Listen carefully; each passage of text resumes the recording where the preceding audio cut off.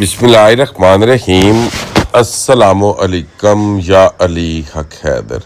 उम्मीद करना तुसीं सारे भरा ठीक हो। अल्लाह ताला तुहानूं सारिਆਂ ਨੂੰ ठीक रखे जी।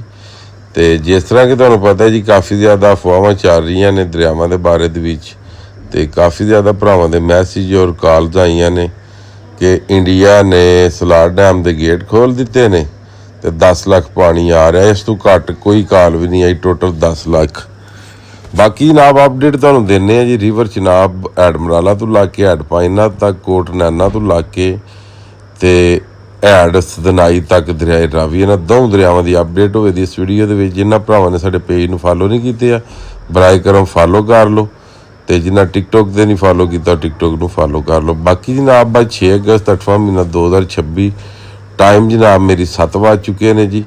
तो एडमराला 81,281 तो 62,081 का खराज हैड खान की जिहड़ा वे 71,941 तो 65,150 का खराज। कादराबाद 68,741 तो 61,741 का खराज हैड। त्रिमू 79,953 तो 69,253 का खराज हैड। पाइना तो 79,037 तो 66,187 का खराज।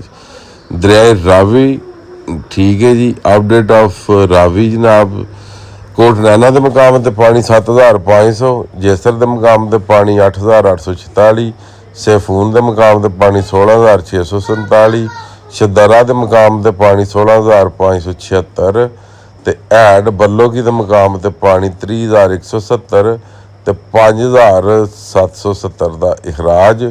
तो उस तो बाद आ गया सदनाई 15,865 तो 2,365 का खराज।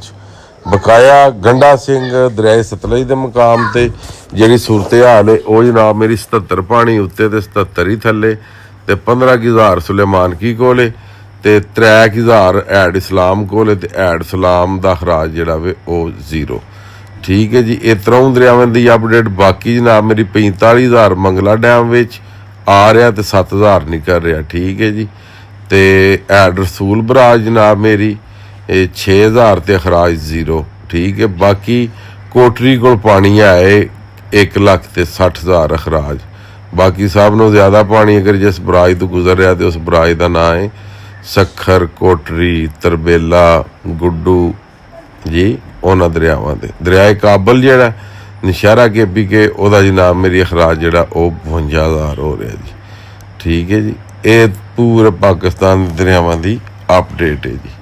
ठीक हो गया। बाकी जनाब फेक न्यूज़ां बहुत चल रही ने। अल्लाह ताला फेक न्यूज़ां वालियां दी मजीद मदद फरमाए, मते इन्हां दा कुछ बन जी। अल्लाह पाक फेक न्यूज़ वालियां जिन्ने भी ने उन्हां दी गैब दे खजाने जो मदद फरमा ताकि वह भी असल हकायक बयान कर सकन।